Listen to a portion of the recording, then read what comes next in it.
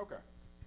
All right. Welcome to We Act Radio. I'm not going to go into any long spiel about who I am. I'm sure y'all already heard about that. So we're really just to hear from you guys and answer your questions. Don't you hate it when you go somewhere and somebody makes a wonderful presentation and you get nothing out of it? They say nothing of consequence and it was nothing tangible. It was all kind of fluff, you know, like most politicians. Well, I just came from hearing Jesse Jackson, who I don't hold in a high regard. And I got that. And I actually got attacked because I was challenging him on a few issues. He was there to speak on gentrification and displacement. And of course, he spends the first 45 minutes talking about all the wonderful things that he did in the 60s. And then he ends up with, we just need to march. And I'm like, marching is not going to stop gentrification.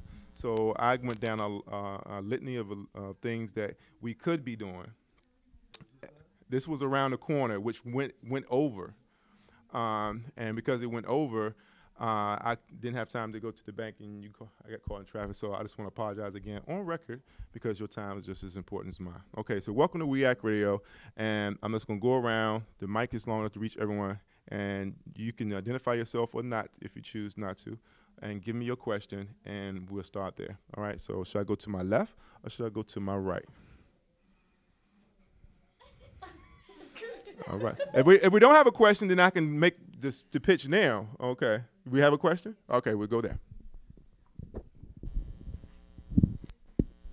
just my name. Cool. So my name is Victoria Grandel. My question is as a part of We Act Radio, what are your core principles in what you do? Okay, We Act Radio was founded November 11th, 2011 at 11 a.m. We was founded in response to Congressman John Conyers, who said that we was the most progressive AM radio station in North America, right here, by the way. He had sponsored a bill called the Performance Artist Tax. The Performance Artist Tax was basically saying that the artists should be paid when the records are played. Traditionally, only the publisher gets paid when the records are played, and that's primarily because most artists don't have their publishing. Traditionally, most of them have bad exploitative contracts, and they end up dying destitute. So he tried to address that, and in doing so, he attracted the wrath of Kathy Hughes, who owns the largest conglomerate of black format radio stations in America. They're the Black Clear Channel, if you will. 6 corporations control most of what you see here in Reed, so anytime you change the channel more than 5 times, you're right back at the same company. And she would get on her soapbox and stop programming the top of the hour and the bottom hour, rallying against this. And I felt that she was being disingenuous because she had never done this in reference to, stolen elections, levees blowing up in Hurricane Katrina and, 9/11. I mean, nothing stopped the cash machine until this. And so she was launching this campaign to save black radio. And I was like, I got friends who, if y'all ever watched the Boondocks cartoon, the gentleman that did the music for that, his name is Ash Sharu. He's from D.C. He's been around the world on MTV in South Africa, MTV in Europe. He's a successful career, but his records cannot get played in his hometown on a radio station.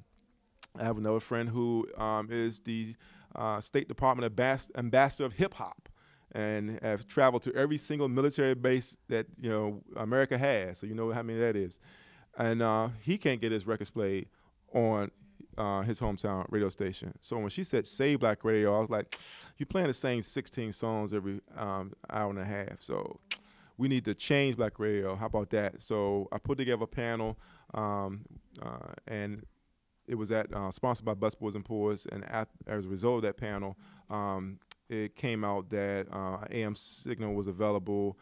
Come to find out, I actually had a relationship with somebody whose dream was to have an AM radio station, and that's how all of this, a series of events occurred, and that's how we ended. So we was founded as a protest, as an organizing in an effort of activism to challenge something that we felt was unjust.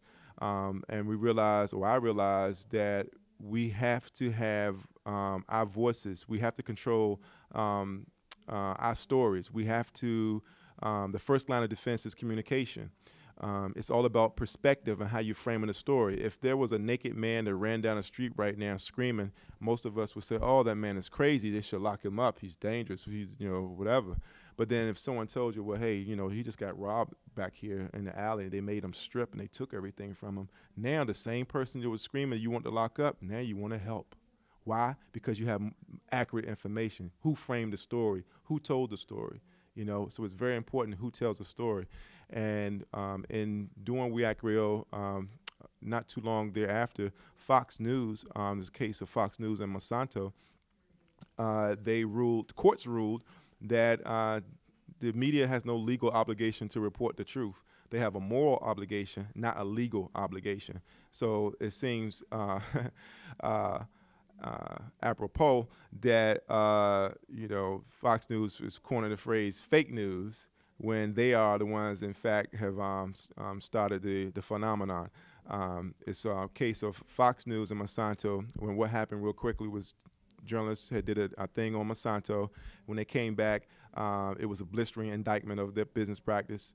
For those who don't know, Monsanto is the GMO where they create fake seeds and sell it to farmers and prosecute them if they try to keep seeds or germinate more seeds without their consent. And the Fox News gatekeepers was like, oh no, this is a little too harsh. Monsanto is a big supporter of our station. We need to soften this up. And the journalists stuck to their guns. Was like, hey, this is the facts. We're not doing that, whatever. And they said, oh, for real? Okay, you're fired. And they said, fired? We are going to sue because the truth is on our side. And they go to court, and the judge ruled that no, they have no legal obligation to report the truth. The truth is relative and subjective and what have you. And Fox News is entertainment. And if you look on the credits, it says Fox Entertainment. So we need to understand that the top #1 news, quote unquote, news agency in this country has no moral obligation or legal obligation to report the truth. The courts ruled they don't have a legal obligation. They said it has a moral obligation. I'm telling you by experience, they have no moral obligation because Fox News 45 in Baltimore, I'm just the people station. So there was a Black Lives Matter rally. I go out there, I'm covering. I'm not there standing in front of the camera telling the people what's going on because that's my perspective, right? I'm giving the mic to the people who are here participating to get their perspective. Big difference. So I give the mics over. The chant is, we won't stop till they jail killer cops. Everybody's hearing me. We won't stop. Now come on together. We won't stop.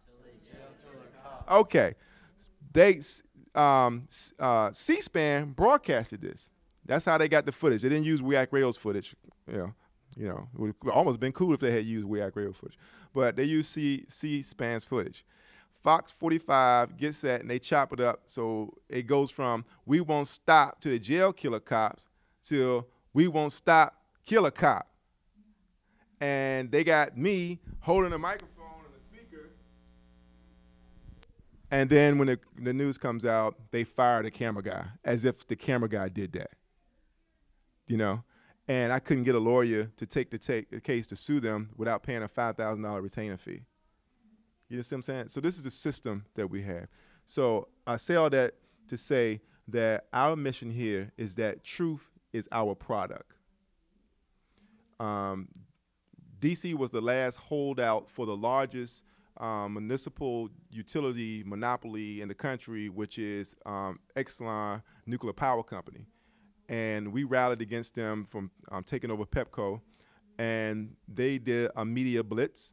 And they came to us and offered us thousands of dollars to join the team. And we was like, we couldn't do that. And so we missed out on that money. How many agencies or organizations or companies or businesses would do that? We knew they was going to win, but our reputation was worth more than what they could pay for us. You see what I'm saying? Now, to be honest with you, I'll keep it 100. If they had offered us a couple $1,000s, hey, just shut up, just sit this one out. We might have done that one, because we struggling. It's going to pass regardless, So remember this: there's some battles worth fighting for, even if you lose, and there's some battles not worth fighting for, even if you win. And you have to determine very carefully which one it is. Now, to go even deeper, as young people, and you going out here trying to determine how you're going to, make your contribution in this world. Melvin Van Peebles, who was a great filmmaker, said to me, in life you have two choices. You can have what you want or do what you want. You sometimes can have both, but it's very important that you decide early on which one is your guiding principle. Because if it's have what you want, there's certain things you must be willing to do in order to have those things. If it's do what you want, there's certain things you're not going to have in order to have the freedom to do those things. I've made my bones with doing what I want, okay? And you need to be very careful when you compromise yourself for material gains. When you do that, that is the ultimate definition of prostitution. Prostitution is not just a woman selling her body. That's just one form of prostitution. You have intellectual prostitutes. If I were to accept money from Exxon Nuclear Power Company for them to stick their hand up my butt and make my mouth go like this, I have compromised my morals. I have prostituted myself for financial gain. And a lot of people have done that, and I hope that it doesn't happen to you. Any next questions? Remember, questions are more important than answers. Questions are more important than answers. And no one's more qualified to tell your story than you. And you don't have to agree with somebody just because they are perceived to be stronger than you, better educated than you, have more money than you, or what have you. That doesn't even mean that they're right. This system would try to minimize your value for the sake of you submitting to their popular what have you. One person standing up saying no is worth 100 people saying yes. Yes. Hi, my name is Maite, and I'm from Boston. Beantown, yeah. So my question is what is kind of the system? Is it the common consciousness? Is it like the government? What is ruling what you dictate to be the system? That is a very good question. Everybody get that? What is the system? Because we sometimes do say, they, right? And who is they? I think it should be clear now that there's very little different between the two ruling political parties. Is that the general consensus? And anyone dispute that? Because I want to start there. Does everyone agree with that, or anyone disagree? Do you think there's a big difference between the two parties? No one thinks there's a big difference. Well, neither do I. I don't think there's a big difference. There's a shade of gray, but there's no big difference. And we've seen that because it's a huge divide between the electorate, the will of the electorate, and the donors to said political parties. Everyone's aware what the Democratic Party did to Bernie Sanders. Is everyone aware of what they did to Keith Ellison with Tom Perez? Keith Ellison was the lead favorite to take over the chair of the DNC, and after he was running and established, the Democratic Party actively recruited Tom Perez to run against him, and that is why they gave him the unprecedented ability to retain his seat in Congress and be deputy chair of the DNC to soften that. So what you got to understand is that they is ultimately the corporations. The corporations is they. The corporations gave you Citizens United. The corporations controls everything we see, hear, and read. It's not the government. The government unleashed the corporations with media consolidation because it used to be illegal for you to own a record company and a radio station and a newspaper, in the same market. That is no longer the case now. These things are common. GE, General Electric, for example, owns. I don't want to call out the media because I don't want to get it wrong on record, but they own one of the major media outlets, and so you can expect from that major media outlet that they're going to always be for what? War. It's never going to be a war they didn't like. And if you go back and look, you'll be hard pressed to find one major media outlet who was against a war. You're not. You know why? Because war makes money. All right. If you want to educate yourself on where we are with the military-industrial complex and corporate interests, you don't have to search no further than go back to President Eisenhower's last speech when he warned us about the military-industrial complex. He said that every gun, every bullet, every bomb, in essence, constitutes a theft from schools and healthcare and what. Because remember, think about it. Just think. They always say, "Well, with Bernie Sanders, or how are we going to pay for it?" But you never hear them say a war. Well, a war? Another one? How are we going to pay for it? They always gun-ho to go to war, right? Because what? War makes money. War makes money. Yeah, I can't believe it's been that long. But 2004 was the invasion of Iraq. Everyone is familiar with what happened? That there was lies told. There was no weapons of mass destruction. Saddam had nothing to do with 9/11. And at one point, billions of dollars in cash was sent on pallets into a war zone, and nobody knows what happened to it. I mean, of course, that pales in comparison to the hundreds of billion dollars that Halliburton made out front and legally, because, the soldiers have to have socks and toothpaste and, deodorant, and food, and people are supplying it, those supplies. That's money, that's money. So the real they is corporations, and we're beholden to them. If you look at everything that's on your clothes, 99% of it is going to be outside of America. But then they want to sit here and talk about, well, these guys are stealing our jobs. The Latinos, they are stealing our jobs. These foreigners, they stealing our jobs. And, to keep you arguing amongst yourselves when they pimping all of us, because all of our stuff goes elsewhere. They've offshored the labor long time ago. They talk about the gains of America, the money, the economy is up or whatever, and the labor salaries, the wages have been stagnant for the past 30 or 40 years, we should have free tuition, or who's going to pay for it? Anything that benefits the people is going to be used as a weapon against us, because in final analysis, we cannot dismiss the institution of white supremacy. The institution of white supremacy is not that you white and you hate all people of color.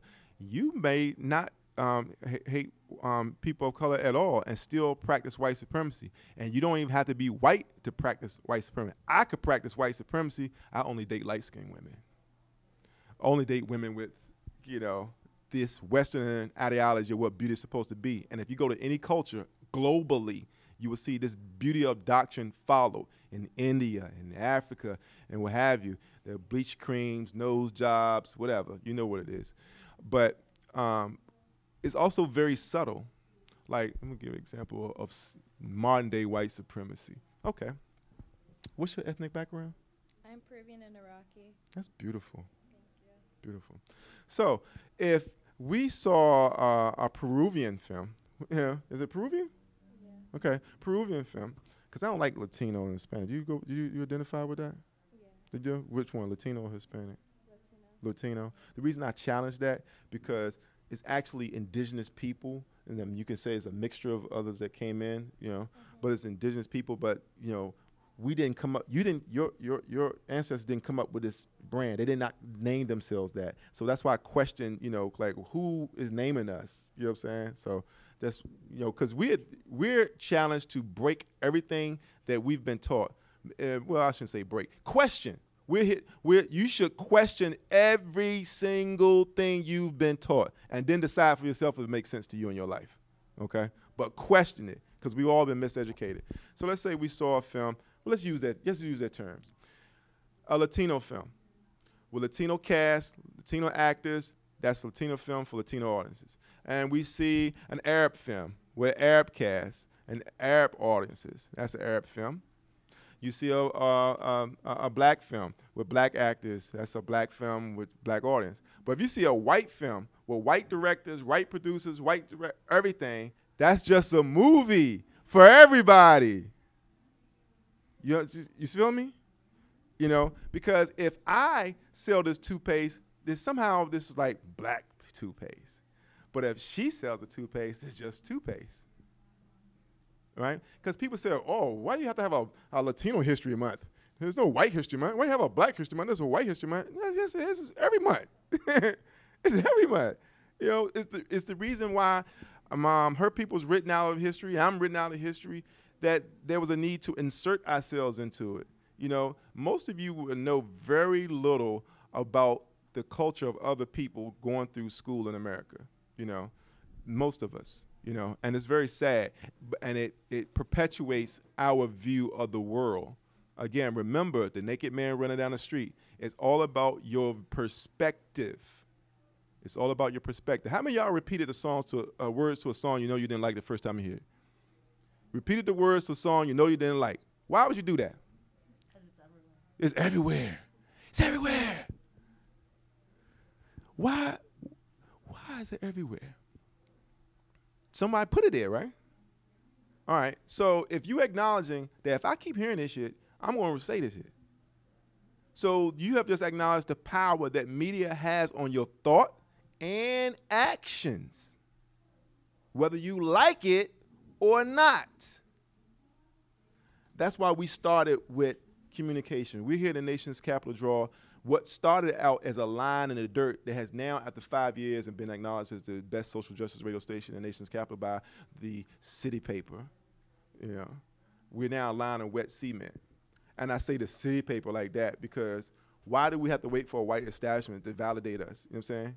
Like, if I said we're the best social justice radio station in the nation's capital, you most likely would be like, oh, that's nice. But when I say, oh, but the city paper says it, you're like, oh, now it's real. Way to go. That validation, that is part of white supremacy, and we have to break that. None of you have to be validated by anyone. Validate yourselves. Validate yourselves. Don't wait for approval. Don't wait for anyone to say that this is good. If you like it, it's good for you. You like tomatoes? You know, I hate tomatoes. You know what I'm saying? You know, does that change the validity of a tomato? There you go.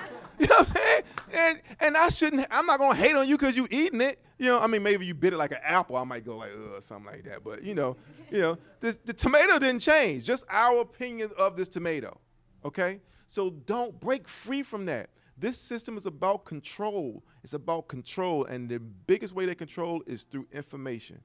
And sometimes they might even be telling you the truth, but they're omitting something that's crucial, you know? So I don't want you to say that. I want you thinking that all media is lies, even though there's obviously a lot of that. But it's also the omission. Like, for example, everyone familiar with, what's his name? He changed his name because he had a sex change. Excuse me, no disrespect, but Bradley Manning. Was it Bradley Manning? Chelsea Manning. Is his name? Chelsea Manning. Chelsea Manning reported on this helicopter shooting all these innocent people in Iraq, right? They had the footage. He snuck it out. Guess who had it before he did that? The Washington Post had it. The Washington Post had it and was showing it at cocktail parties. Oh, you got to see this shit. Seriously, check it out. Don't believe nothing. Check out everything I say to you, you know. But they sat on it. They didn't release it. In that window out front, the only white person face is in that window. His name is, as my mind goes blank, Gary Webb. Thank you. Good save. Gary Webb. How many of y'all do know who Gary Webb is? Anyone knows who Gary Webb is? Okay. Gary Webb was the man who broke the story of the CIA involvement with the Iran-Contra scandal, where they was trading guns for drugs. Hence the CIA, crack in America. You might know Rick Ross, the hip hop star. He stole his name from a drug dealer by the name of Rick Ross in L.A. And what had happened is that during the Reaganomics, this guy actually changed the modern economy in this country forever, because he's the one who cut social services and made the record defense budget. You know, I mean, he was so vicious. He tried to say that ketchup was a vegetable, so you ain't got to give that to public school. You know what I'm saying? Like, I mean, seriously, I'm not joking.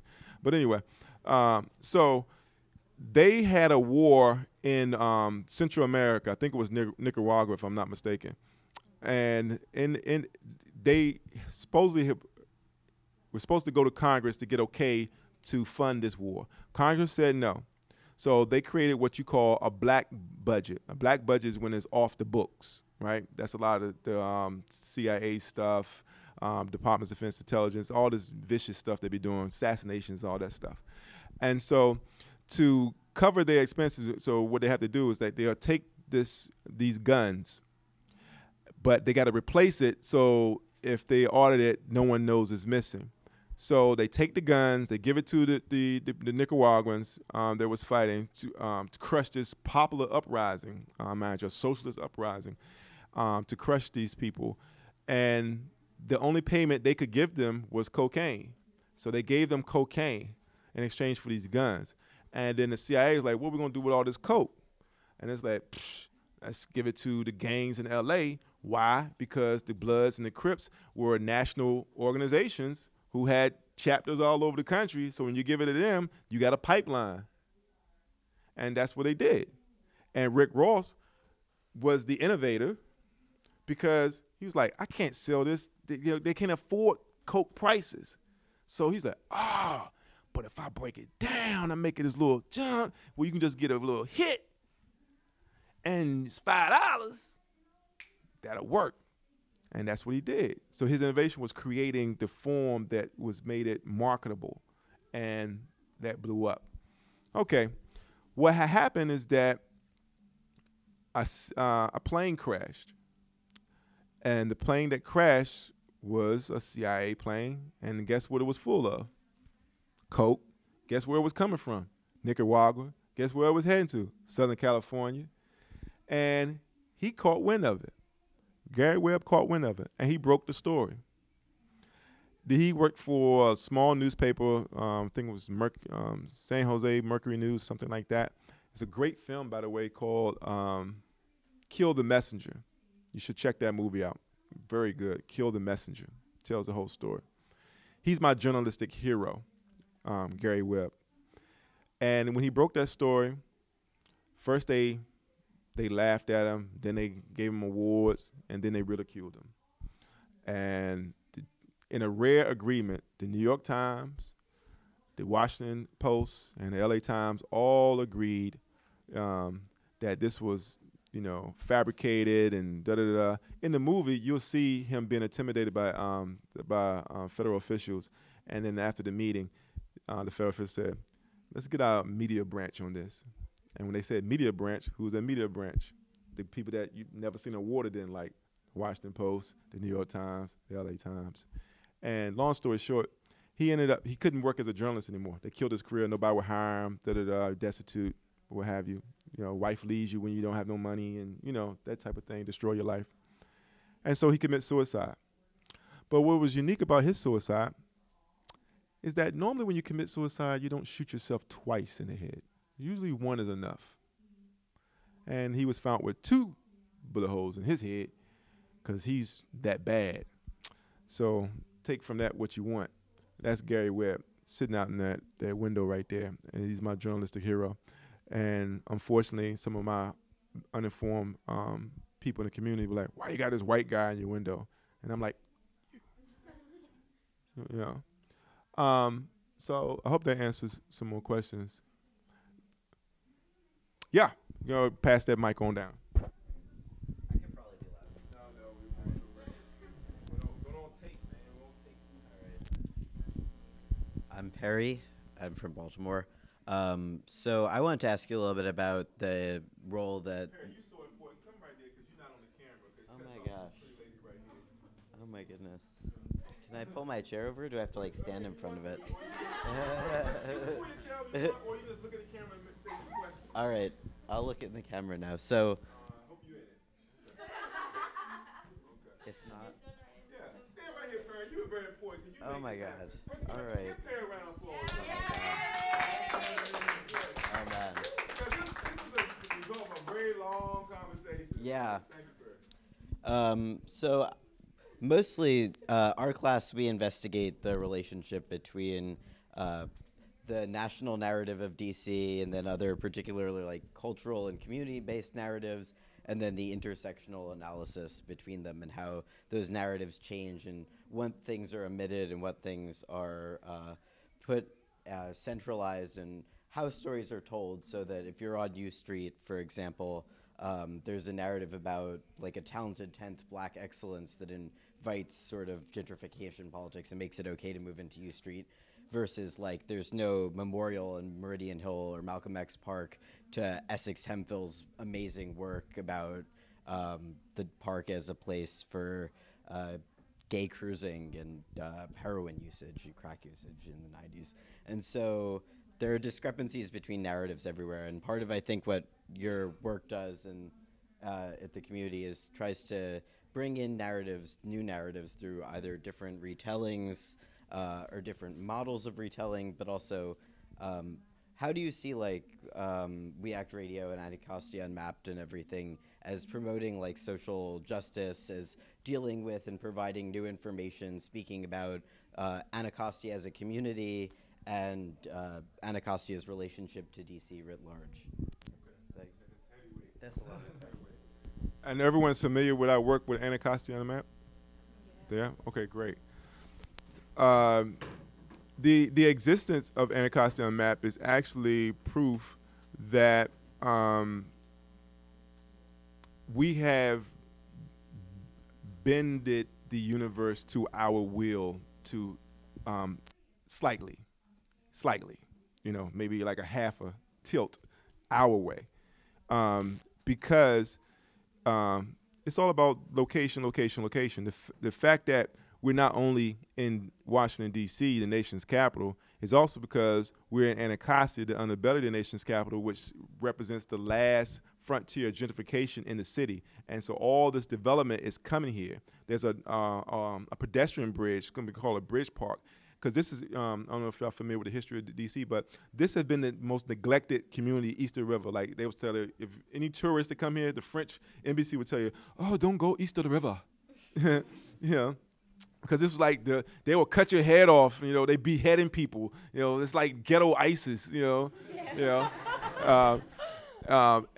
and obviously that's not the case, you know, like for real, there's more robberies on the other side of the bridge, because you would think that you would go where the money is. You robbing people over here, you just practicing, you know. So even though there's more robberies over there, they tell you don't come over here. So, but when that bridge comes, it's supposed to join the city finally, right? And it's going to be at my doorstep. And so when it does that, and I want you to make sure y'all understand how some of the system works. I'm going to get back to your question, but the way my mind works. One thing you need to understand is how we all being used. One is it like artists. Any artists in the group? Any artists in the group?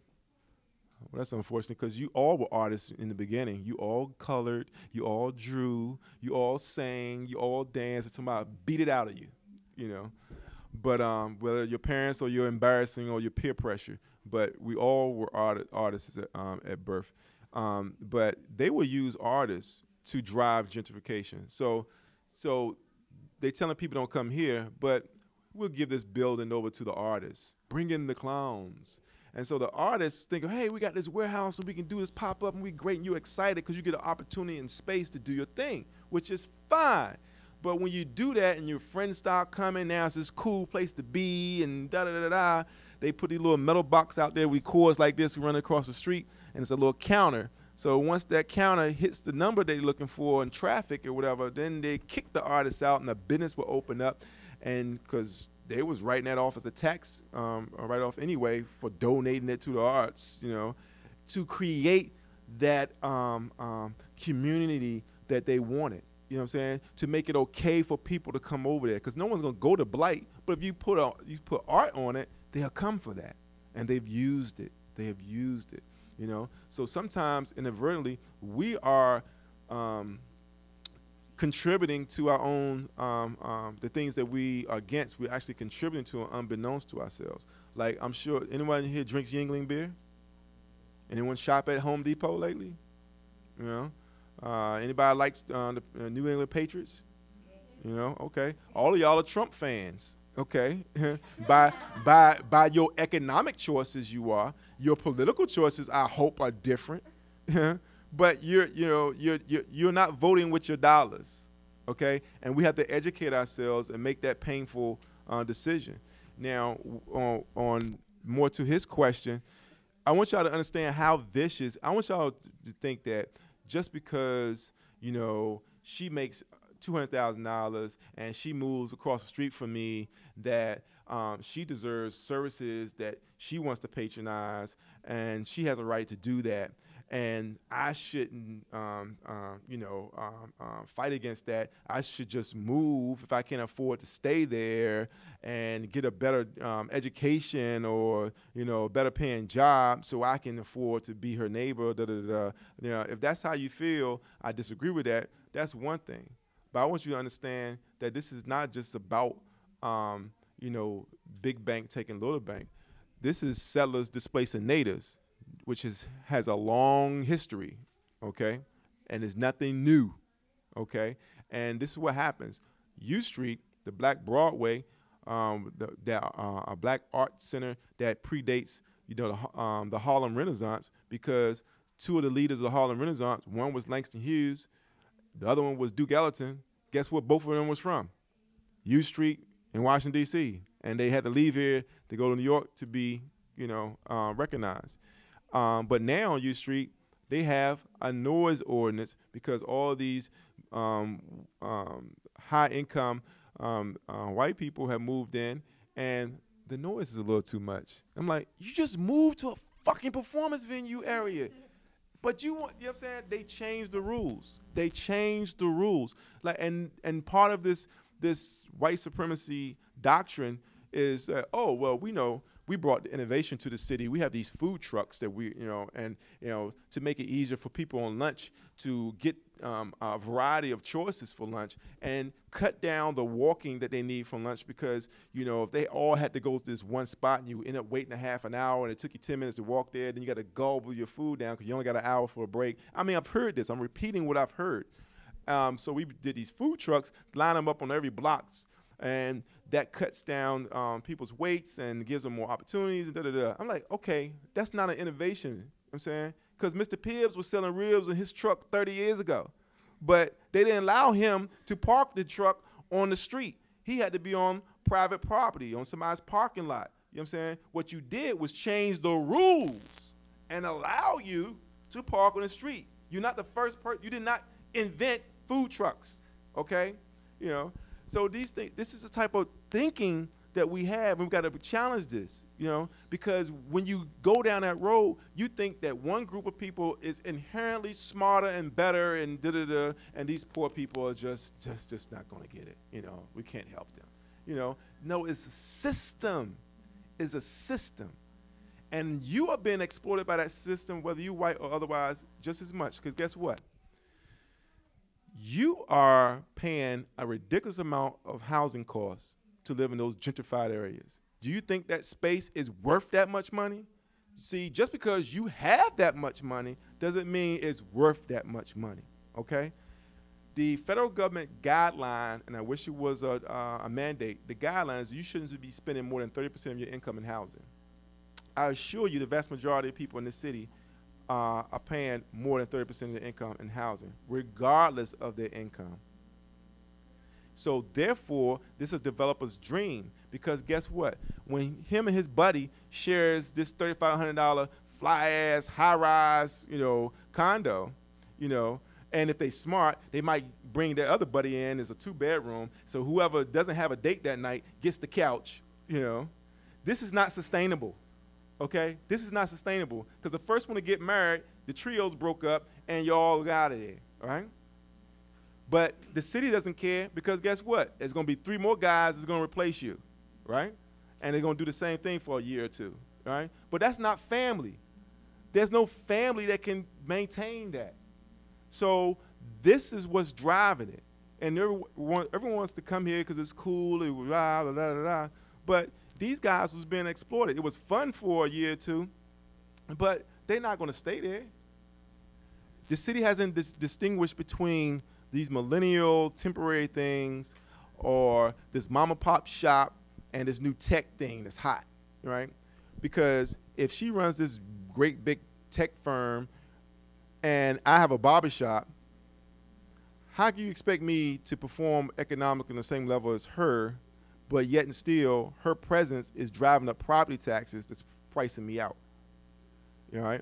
I want y'all to understand how the system is designed to, capitalism is designed to squeeze us to the last drop. And if she has a negative view of me because of whatever perception she might have been given by, her experiences or the media or what have you, then she would think it's perfectly fine because she didn't like my music. She didn't like, and she was scared of some of the guys that come to this barbershop. They all hanging out in the front, because you can't smoke in a barbershop, so he's smoking in the front. I mean, like, you know what I'm saying? Like, it goes on and on. So I think that if we can start by breaking the chain right here, by getting to know each other's culture, because for real, the system as we now know it is struggling to sustain itself in terms of the same prejudices and the white supremacist system that has held it up, because by and large, the music is breaking them down. Who in here don't like Kendrick Lamar? Who here don't like Kendrick Lamar? Let's be, I hope you don't like Kendrick Lamar. We got one. That's it. You like Kendrick Lamar? I haven't heard much Kendrick Lamar, but Okay, you appreciate it. Okay. I'm just checking. Because the thing is, it's kind of hard not to have a reference point and we listen to some of the same music. See, it used to be that was your music, this was their music, that was his music, that was this music. But in America, it's all kind of mixed in together. I don't subscribe to that melting pot shit, though, because a melting pot is something that changes the physical properties or whatever you put into it to fit into a mold that somebody else created, okay? If we was truly celebrating our different diverse cultures and ethnic backgrounds, we'd be more like a salad. She'd be a radish, she'd be a cucumber, you'd be a tomato. You can slice it, dice it, however you like it, put vinaigrette or whatever on it, but it still doesn't change the fact it's a cucumber or radish. But no, a melting pot is changing everything to fit into this new thing, and it's one thing. And we need to be cognizant of that, and that's what we're fighting against. It's also a revolution of values, like Martin Luther King says, a revolution of values. But we got to change the do anything for money, do anything for the maximizing of income. That is what we got to struggle against. So again, it goes back to, are you here for to have what you want or do what you want? And I hope that it's the latter. Yes. Yes, you get the mic. I'm not. I also think we need to question the patriarchal system. So, yeah, I am. Okay, so my question is, I'm Taina. I'm from the Bronx. Oh, the down. Exactly. That's why I was gonna rap. But my question is, you mentioned capitalism and how we're kind of just slaves to these corporations and they dominate pretty much a lot of different aspects of our society. So what do we do as individuals who are trapped under this? Like, we're forced to buy these products. Like, it's everywhere that we look. How can we work within here, or do we have to go through some other aspect in order to fight the system that we are entrenched in? I don't think we're forced to buy any products. The only time you're forced to buy a product is you're out somewhere and you're thirsty and you're supposed to be against the bottled water industry and this is what's available. All right, in that instance, I am forced to buy that because I'm thirsty and there's no other choice, and I didn't bring my water bottle like I should have to carry around with me. But no, we need to have a consumer revolt. We need to have a consumer revolt. It's up to us, guys. No one's going to come save us. I think Barack Obama should have been proof to you that no one is going to come save us. Change comes from the bottom up, which is why I invested heavily in my floor. You know, I made sure that I put my time and resources into this floor. It's a $10,000 floor, and I do not have a lot of money. But I wanted to make the floor special. I wanted to make sure that when people came in here, they looked down. Like, you cannot come in here and ignore my floor. How many of y'all did not notice my floor? You had to discuss, see? Now, if it was just a floor, you wouldn't have said nothing about the floor. But we talking about the foundation, because that's what we're here to build, a new foundation. And it comes from the bottom up. Change does not come from the top down. It comes from the bottom up. Remember this, people, the bottom up. And you have the power to change things. The greatest power they have over us is convincing us that you have none. The greatest power they have is convincing you you don't have none. You do. It's in your choices. And it's a struggle. It's going to be every day. You drinking Coca-Cola. It's a horrible company. You don't know what's in it. That shit is so powerful, it can clean stains out your toilet. All right? It can clean the corrosion around your battery cable in your car. But yet you drink it. What would happen if you drank it too fast? It burns. Is it good for you? You put your mouth on the top of a can you never seen before. What's the difference of the top of the can and the bottom of the can? You put your mouth on the bottom of the can, somebody will say, ew. What's the difference? You know what I'm saying? It ain't like you sterilize this can before you put your mouth on it. The can was piled up in some warehouse, probably mice urine and stuff running across of it, and you just put your can on, or you just wipe it off with your shirt like that did something. We got to start thinking. You know, water being sold in itself is an issue.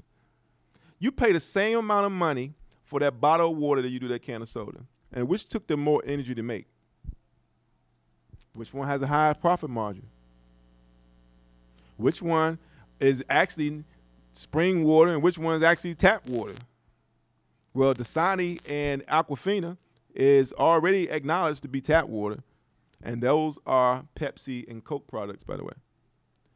So we got to understand that. Exxon is probably one of the biggest corporations on the planet right now. Exxon. They also Secretary of State. And one of the reasons why we keep hearing about this Russia thing that a lot of people are not talking about, it was this big oil deal. So that's what this Trump relationship with Russia is. They got a big oil deal that they want to do with billions of dollars. And that's why he's like, I forfeit my salary as president because I'm here to serve my country. I'm going to get paid over here. You know, it's corporations driving all this. Now, corporations based upon you. Do you have to drive a car that's run off gas? No, you choose to because you like that car.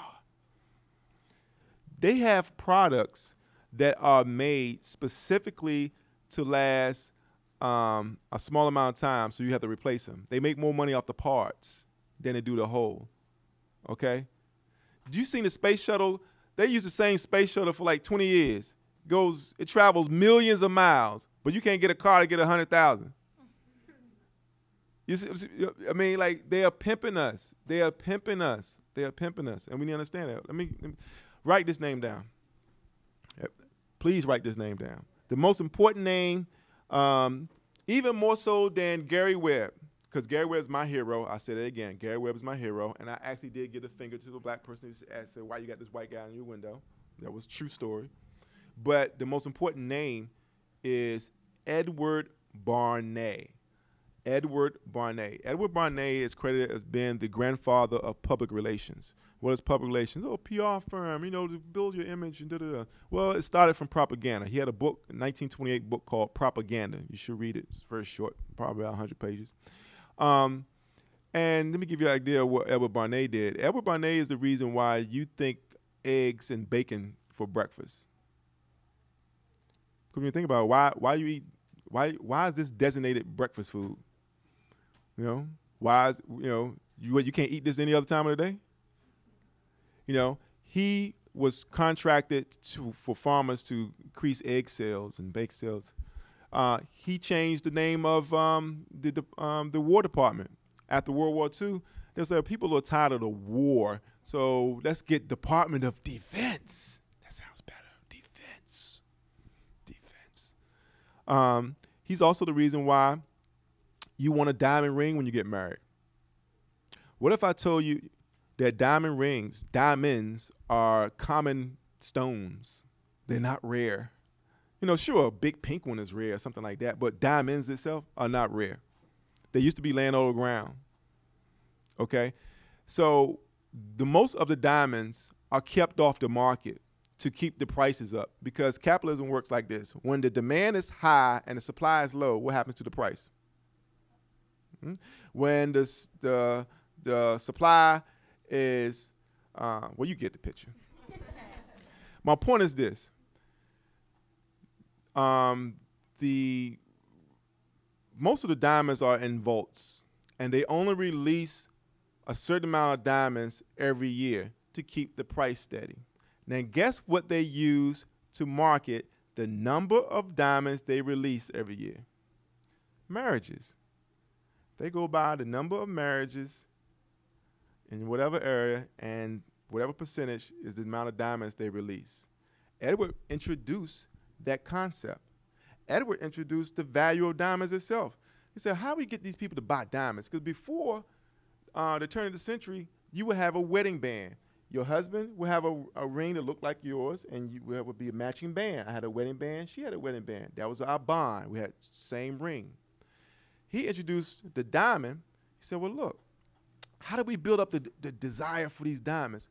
Well, let's give it to the movie stars. The movie stars were just starting to happen. The red carpets just started happening. So they will give you these diamonds to wear, you know. And she would walk down the carpet for the thing. And then as soon as the event was over, they can give me that shit back. Because, you know, it was just the visual effect, right? And then they introduced the wedding ring. The wedding ring. He created this concept, the wedding ring, right? And now they got greedy, you know, the engagement ring, you know. And then, you know, the 25th anniversary ring, you know, it goes on and on and on, you know. Doesn't matter about blood diamonds and none of that, you know what I'm saying? Freaking wedding ring. And that's why you want it. You buy these diamonds, blah, blah, blah, blah. They created a demand for it, you know. So it's all about deprogramming ourselves. Deprogramming ourselves. Like, do you see people when Jordans come out? When Jordan shoes come out, what people do? They do some but yeah, not just go by, but you see like the riots, you know what I'm saying? Like, come on, man. That is consumerism on Molly. You know what I'm saying? That's like they done pop some Molly off that. You know what I mean? Like really? You know, that should convince you of the sickness that has inflicted a lot of us. And let's be real. I forget what it's called, the little brain hormone that make you feel good. Like when you buy something new and you put it on, how does it make you feel? Ooh. What's it called? What's Dopamine. Dopamine. Dopamine. Yeah. See, and we got to struggle with that. We got to struggle with that. And it's all about the information. And so what we're doing here is trying to give people a dedicated outlet that they can trust, knowing that whatever comes out of here is 100% true, regardless of the profit margin behind it. And people come to this city to march, protest, and rally, and we're here to amplify those people's voices. Right here, you see where we produce a podcast and video production. The first two studios is for audio. Basically, this is our national productions, and those in the front row, those are more of our local productions. Yes. Hi, I'm Gisela. I'm from Cambridge, Somerville, Mass. My question is about, well, you spoke about fake news earlier, and then you just mentioned that this radio station is supposed to like represent the people, also mainly with it, like not mainly with emphasis, but an emphasis in DC. Before my trip here, I saw a lot about missing girls in DC, and I was always very curious about that, because after I think Kaylani posted it, it came out as like, oh, it was fake news. So, and then I haven't really heard anyone talk about it since I've been here. So I was wondering what's happening. Okay. Thank you for bringing that up. What happened in D.C., I will first qualify the fake news portion. I will have to openly admit that some of the hysteria surrounding it did come from the fact that a lot of people saw the movie Get Out. All right. So I will acknowledge that Get Out had a lot of people. Everyone seen the film? Y'all should go see Get Out. And you can go see a bootleg. It's fine. They done made $100 million. It's okay. So, but watch Get Out because there is a market for body parts and organs and sex rings and things of this nature. And in Get Out, they were snatching people basically. So anyway, I will have to acknowledge that did play into some of the hysteria. Okay. However, in D.C., there was a string of young girls of color that was missing, and there was a big outcry about it. And the mayor and the MPD was like, "Oh, it's no uptick in girls missing. It's the same amount of girls missing." I'm like, "Okay, that doesn't change the fact that they missing. Like, don't worry, it's the same amount of people missing." Like that's your response, And then they say, "Oh, well, most of them are runaways." Okay, just because you are a runaway does not mean you're not missing, because that's who you would think they would be most vulnerable to get snatched. It's someone who ran away. There's no one looking after them and what have you. And then you got to also understand that there were police officers in this city that was arrested for running sex rings. Okay, there was a 3-year lag on the update on the MPD website. The last person they had missing was this little girl named Alicia Rashad, who was sold by her mother. And the last person missing was 3 years ago that you have listed on your website. And until we say something about it, then you update it. So it's too much to swallow for us to say, "Oh, no, that's the system trying to work," because they don't want to create more work for themselves. They also are acknowledging that these girls obviously weren't valuable enough to go dedicating resources to look after, and we need to understand that. So fake news is Fox News. Just remember that. When next time you hear somebody say fake news, you should say Fox News.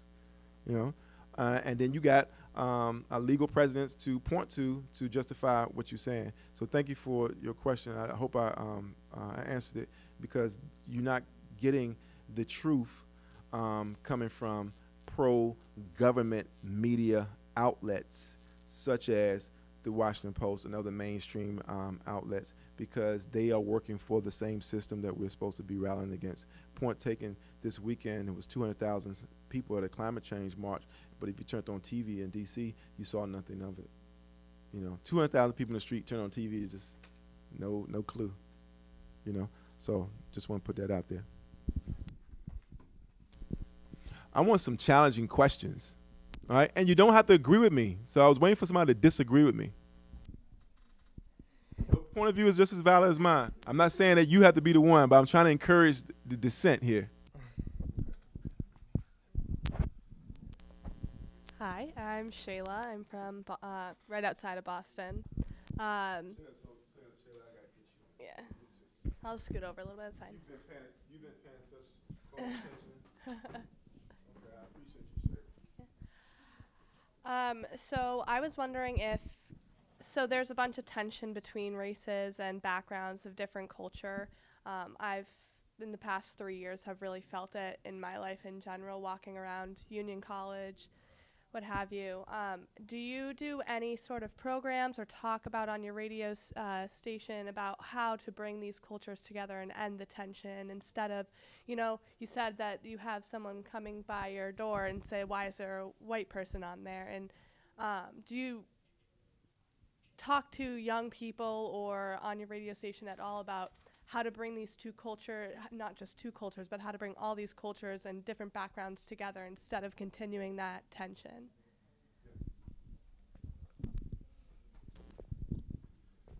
Well, that's one of the reasons why it's hard for us to get funded, because I talk shit about black people and white people.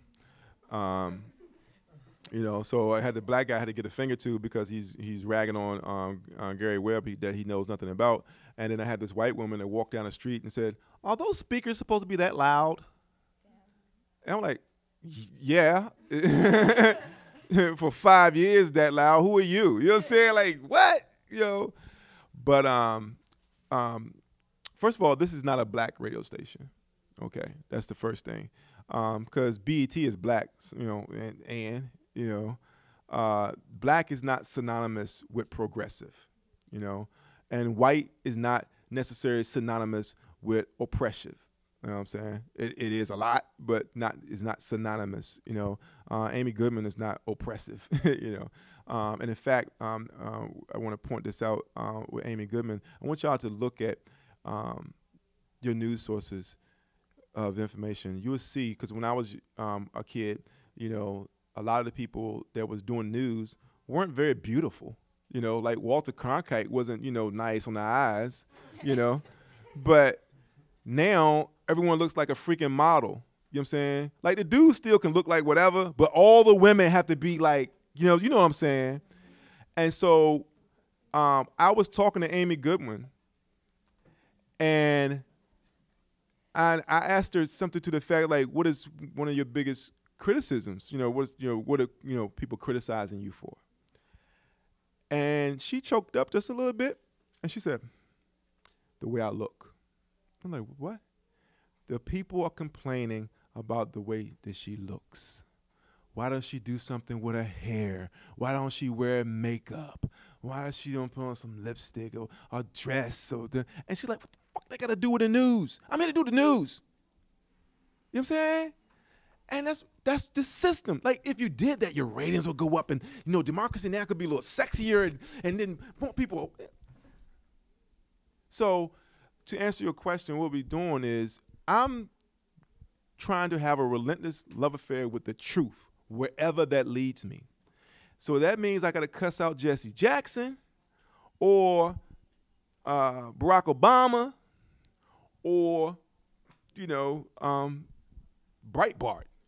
You know, follow the truth wherever it leads you, but try to be culturally sensitive to the marginalized groups who are responding out of ignorance, not hatred.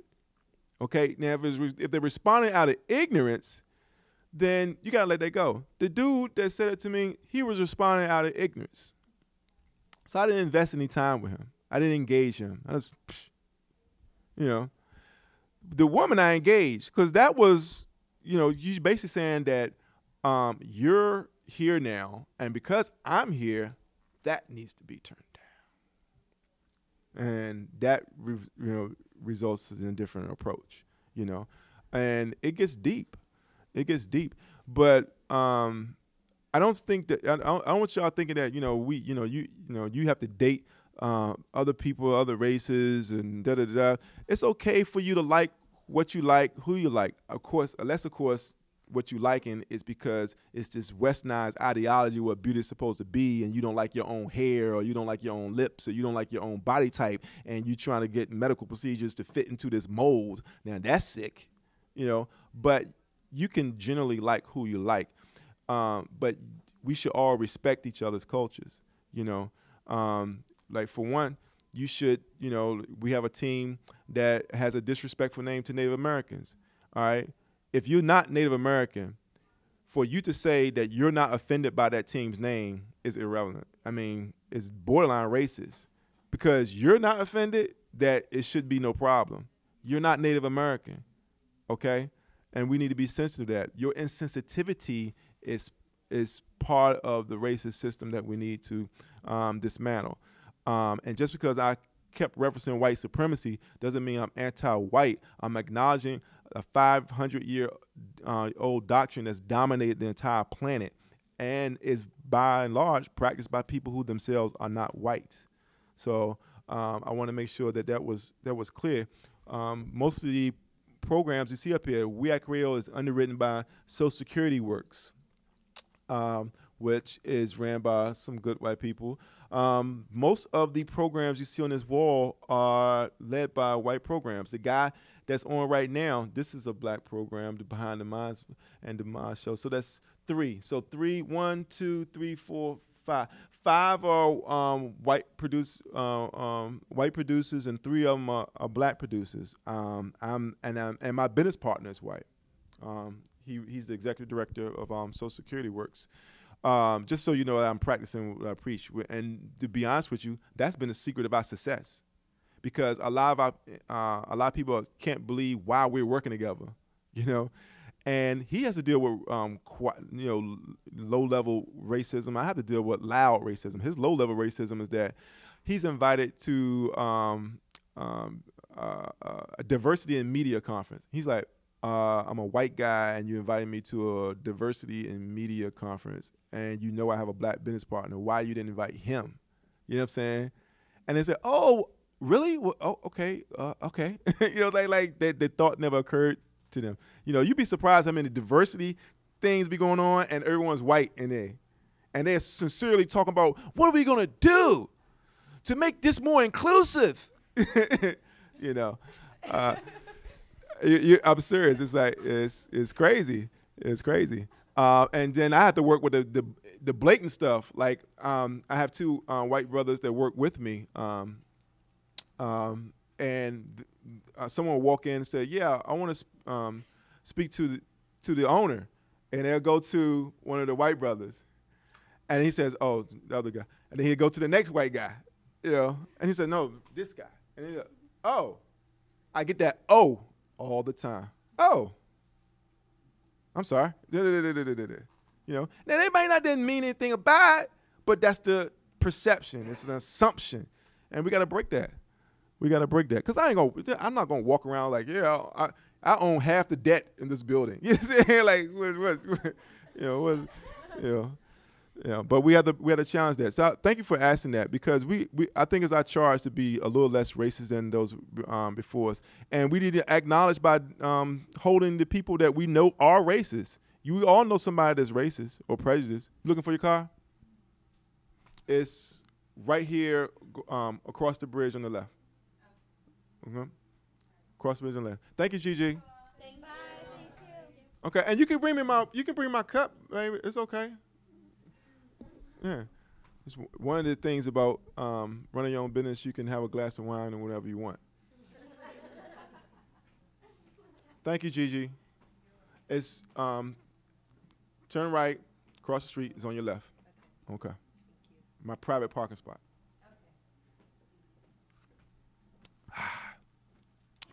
Okay, that was a very good question, because that was honest, and I'm sure somebody else thought it, but you had the guts to answer it. I am seriously against this patriarchal system. We need to have women looked at as equals, okay? I want to say that because the fact that it ain't just people of color that make less than white men. It's also white women too, okay? And the white women that sued Fox News for their treatment did so because of the Civil Rights Act. So the people who have benefited the most from the Civil Rights Act has actually been white women. The people who benefited the most from affirmative action has been white women. And so they try to tell you like, oh, this is a black thing and da-da-da, to feed upon racist attitudes to do that. And the real reason why Hillary lost the election, not just because it was a corrupt election in my regard. There was a lot of voters purged from the booths and voter suppression and what have you. But this country is more, believe it or not, boys and girls, this country is more sexist than it is racist. Okay? Just numerically. Because what? Half the country is women. So that means there's more sexism numerically than racism, because half the country is not, people of color. It's getting close to that. It will be soon. It will be soon. So then it would be more racist than sexist soon, which is why you see the teeth coming back right now. When they say make America great again, they're talking about make America white again. I'm not saying that everybody that voted for Trump is racist, but all the racists voted for Trump. That's irrefutable, okay? And we need to start confronting our own racism and the races that we encounter. Everybody want to talk about my uncle like that's the only one you know. Everyone here has heard some racist shit. So until you call that out and debate people at your Thanksgiving dinner and be like, this Thanksgiving thing is really politically incorrect. You know what I'm saying? Like, are you gonna mess it? Are we willing to do that? I mean, are we going to set the record straight? I mean, Christopher Columbus was an asshole. You know what I'm saying? Like, don't believe me. Go to the museum, which is a museum dedicated to media, and they have a letter of him writing to Queen Isabella. And it says something to, and I quote, "The natives are unarmed and naked and treated me like a god."